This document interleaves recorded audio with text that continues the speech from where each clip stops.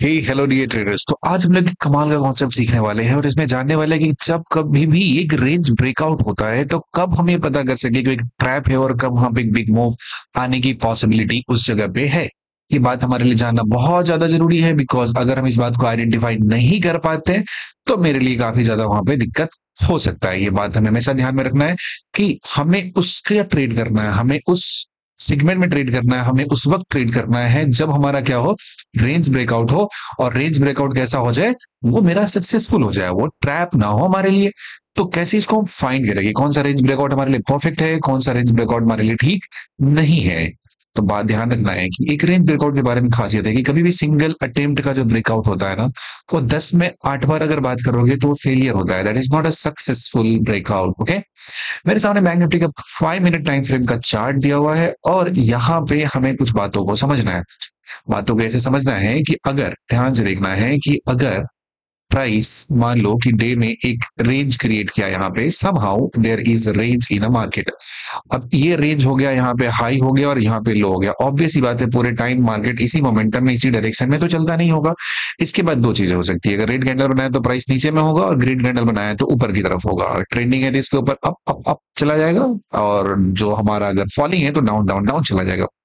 अब क्या होता है कि केस बनता है जहां पे प्राइस यहाँ पे धीरे धीरे धीरे धीरे काफी थका थका थका थका सा यहाँ पे जाता है। ध्यान से देखना, इस थका थका हुआ टर्म पे ध्यान देना जरा।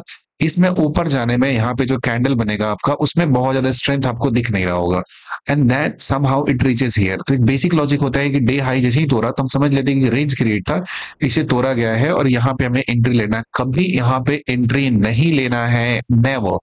10 में 8 से 9 बार ये फेलियर होगा। जरा ध्यान देना, यहाँ पे स्ट्रेंथ पे ध्यान देना, क्योंकि जहां से आ रहा है, पहली बात ये इतनी दूर से चलता हुआ आ रहा है और बहुत ही थके हुए तरीके से आ रहा है। इसके अंदर में वो दम नहीं है जो एक बार किसी जोन को तोड़ के वहां से बाहर चला जाए। तो इस थके हुए पे अगर आप बेट करेंगे तो ऑब्वियस ही बात है आप वहां पे सक्सेस आपको मिलेगा नहीं, आपके फेलियर के चांसेस वहां पे ज्यादा हो जाएंगे।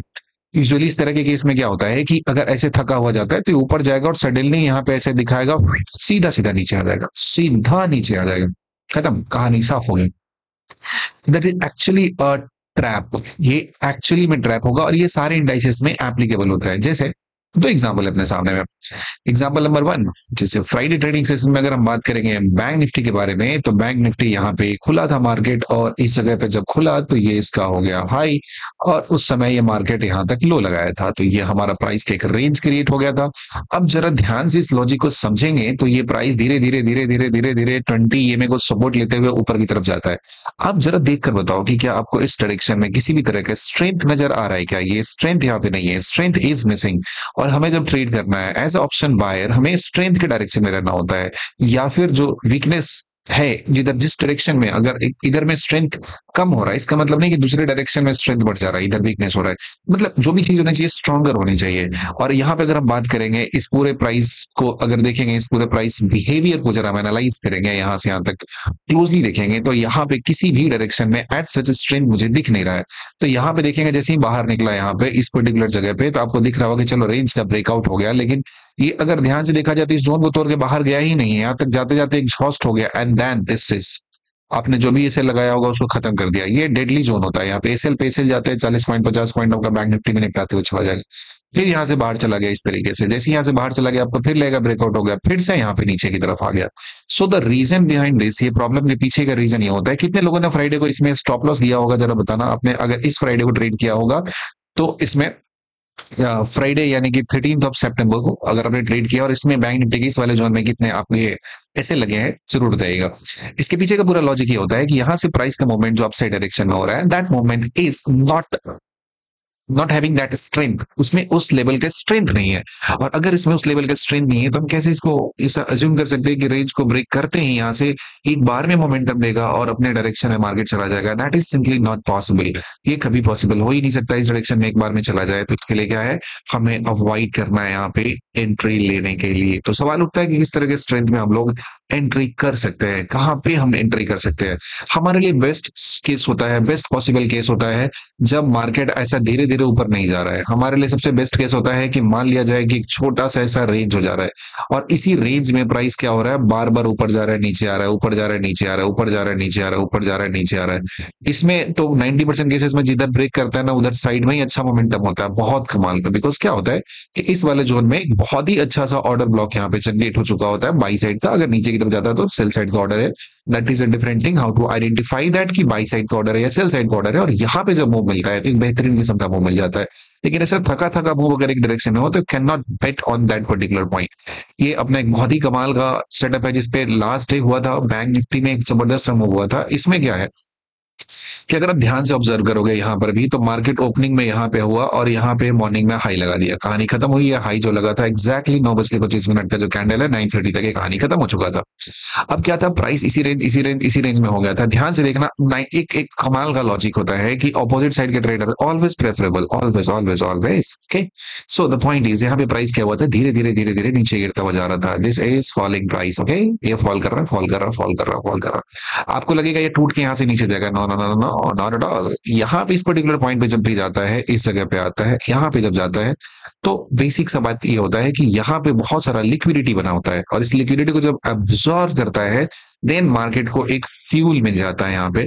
और जब ये फ्यूल मिला है, फ्यूल इसने एब्जॉर्व किया है, अगर इसी चीज को आप देखेंगे लास्ट के प्राइस में, तो इसमें ऐसा कोई फ्यूल एब्जॉर्व नहीं हुआ था। ये जो रेंज बना था इसी के ऊपर में चलता चलता चलता चलता चलता रह गया।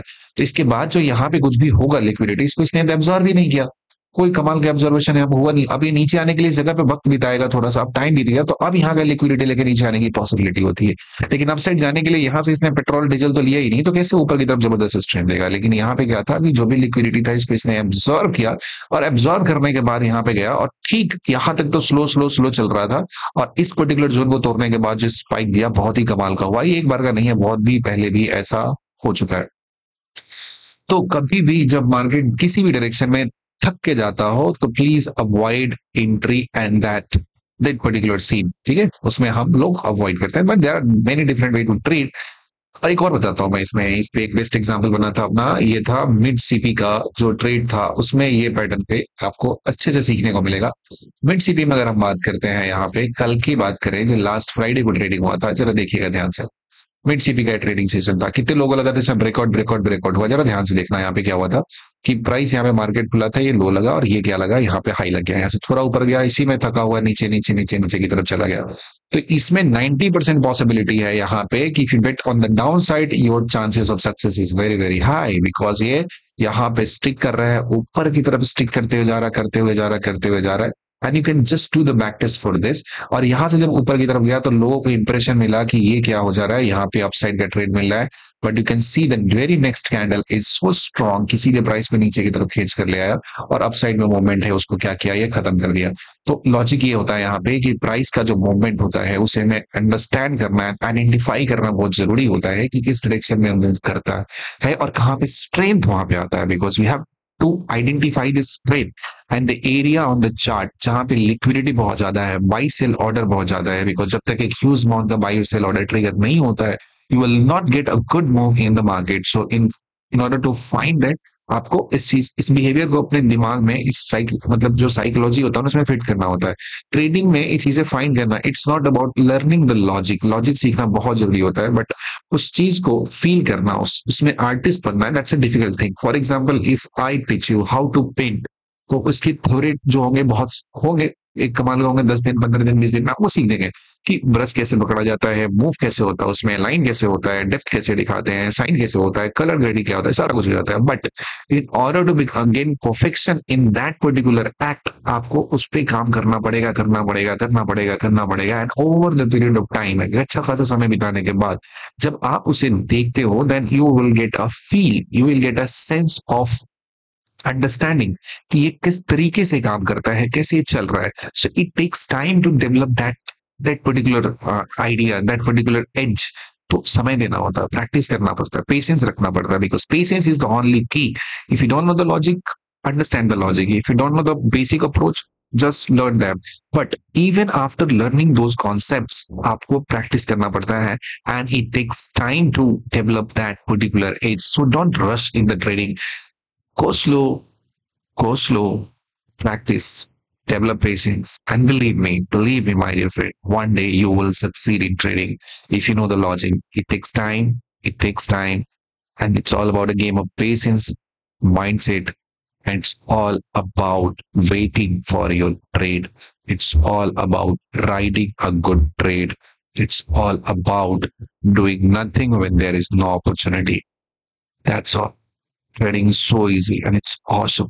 It can simply change your life if you understand the very basic thing in the trading. That is, it works for those who are patient, and it works against those who are in rush, who want to do everything so quickly that market will throw him out quickly. Okay. So hope you like this content. Then do hit the like button and subscribe this channel. Thank you so much. अगर आपने यहाँ तक देखा, we'll see you again. Until then, bye bye. Take a good care of yourself.